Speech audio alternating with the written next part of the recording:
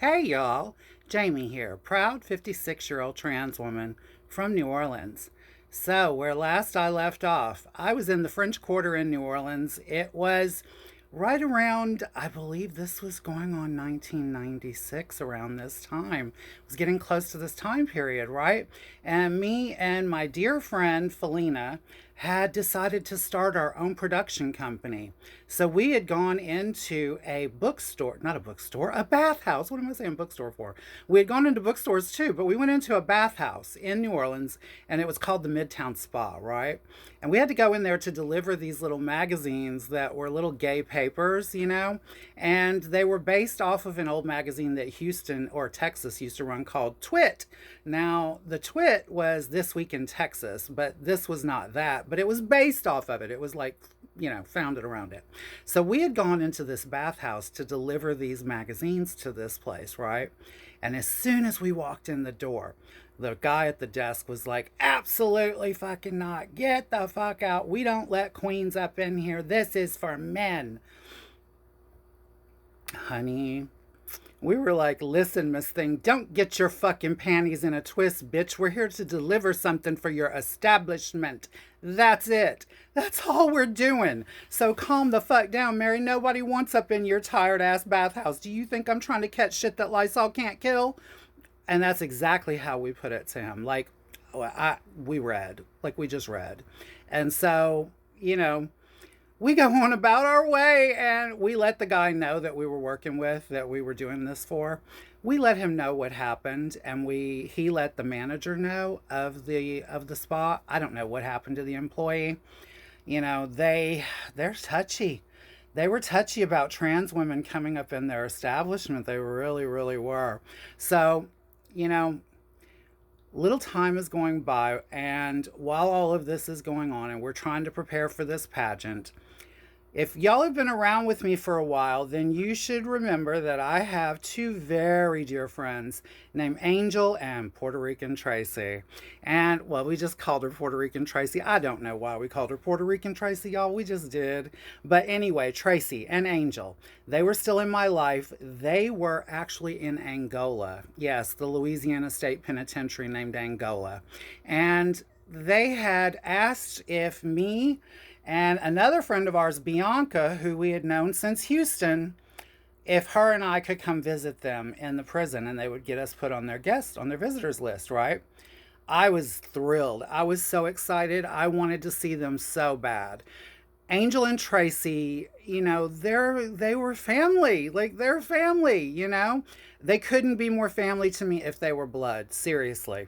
Literally, my friends that are the closest to me, blood wouldn't make us any closer, I promise you. That's just how I feel.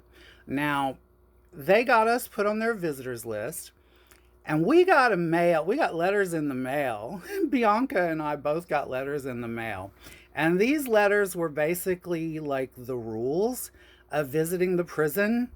And Bianca and I started to get really nervous. Listen, in those days, I was still pre op at that time, and I was nervous. I didn't know if they were going to want to pat us down in strip searches or what they were going to want to do. I was dealing with a judge in Louisiana at that time named Judge Shea, who was being very shady and blocking me getting my name changed at that time. So I still had the original name on my license. So we were trying to figure out how do we play this, right? Now, we decided to play by the rules the whole way around. We were not going to be caught breaking anything any which way. So we looked at what the dress code was for men, and we looked at what the dress code was for women, and we decided to, follow the rules down the line, like split it down the middle, right? Make sure that you don't wear this color because they said men don't wear blue. So we didn't wear blue. They said women had to wear bras. So we made sure we wore our bras. Like every rule that was on this was so stupid that we have to live our lives like this, right? And this is what dipshit in the White House wants us to go back to. This is how he wants us to live our lives. Darling, I'm not doing it. You're not sticking this genie back in the fucking bottle. Fuck you. Fuck you dead off in your orange ass. And I say that with a good heart, dear, and pride. So, back to the story. So we decide to follow all of the rules, y'all. And we go to this prison. I'm with my husband, Mickey. We got him put on the list. We got Bianca's, she had her husband with her. And so the four of us get in. Bianca and her husband came and picked us up. And we drive the 4 hours. It was 4 hours away from New Orleans to go visit them in Angola. It is gorgeous there, by the way. Prison, absolutely gorgeous grounds. Like the land is gorgeous. And so we go in there, they pat us down. Nobody really said too much. Like they kind of looked and and it was a little bit of stickler about who was going to pat us down, but they had a female pat us down. In the end, they had a female pat us down. And so we go through with our visit. We think everything is hunky dory and fine, right?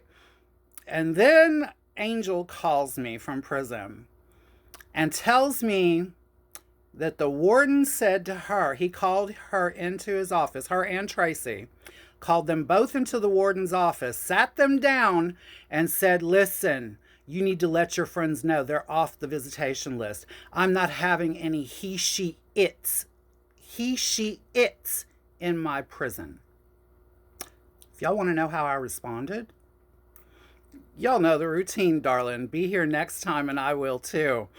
I love you all. I love you all for watching and I love you for the comments. Happy Pride.